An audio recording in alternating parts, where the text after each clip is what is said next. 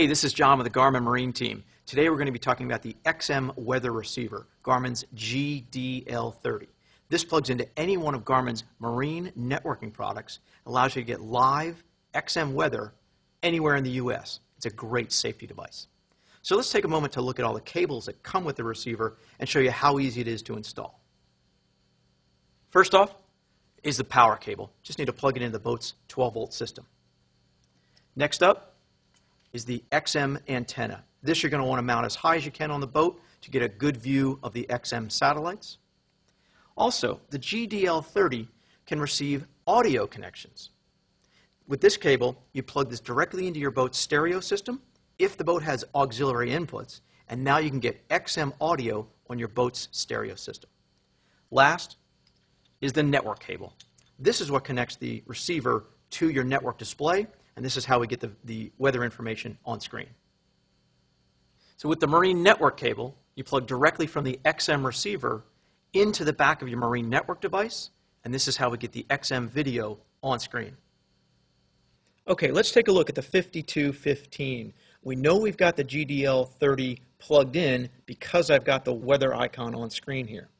Also, if I look up in the upper right-hand corner, I can see signal strength up here. I've got 5 bars. That means I've got a great satellite reception.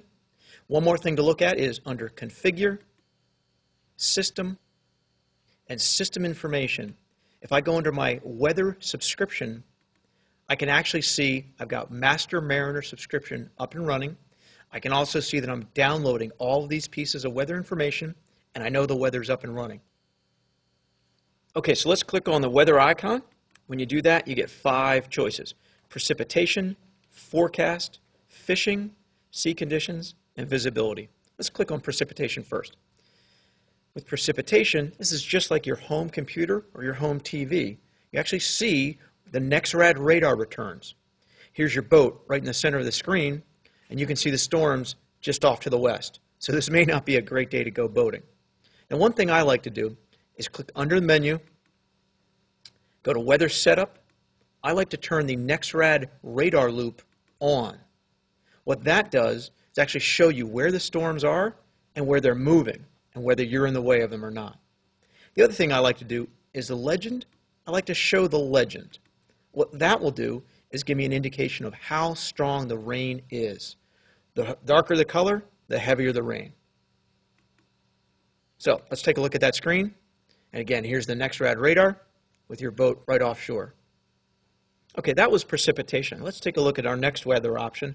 To do that, we go to our menu and hit Change Weather. And let's look at Forecast. With the forecast, again, it's just like you'd see on your home computer. You're actually going to see the conditions locally. You can also see the conditions for the entire U.S. This gives you the low pressure systems, high pressure systems, and also gives you an idea of what the weather is going to be in your area. If you want, you can actually get the next forecast. If you're boating tomorrow, click on Next Forecast, and it will give you an idea of what the weather is going to be like tomorrow. The next weather option is a Garmin exclusive, fishing information. Click on Menu, go to Change Weather, and click on Fishing.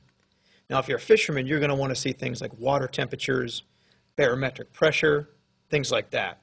In fact, you can click anywhere on screen to get current temperature.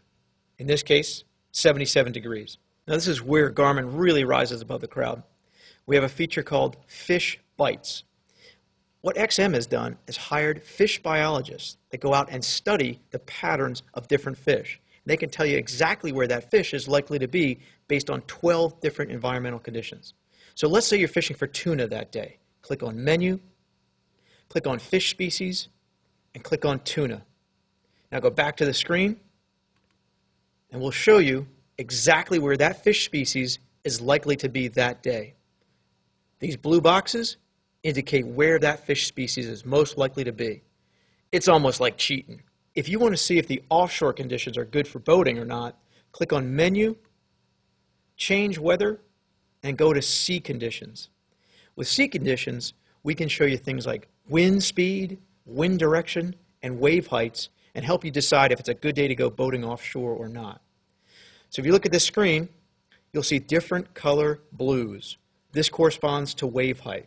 So this is 0 to 3 foot waves here. This is 3 to 6 foot waves here. The red arrows are wave direction, so the waves are going this way. The green arrows are wind, speed, and direction. So the wind is pushing the waves this way, 3 foot seas. So you'll know if it's a good day to go boating offshore or not. The last weather feature is visibility. Click on Menu, Change Weather, and this time let's choose Visibility. You'll see different shades of gray on screen. This indicates fog and how dense that fog is. The darker the gray, the more dense the fog. And again, you can determine if it's a good day to go boating offshore or not.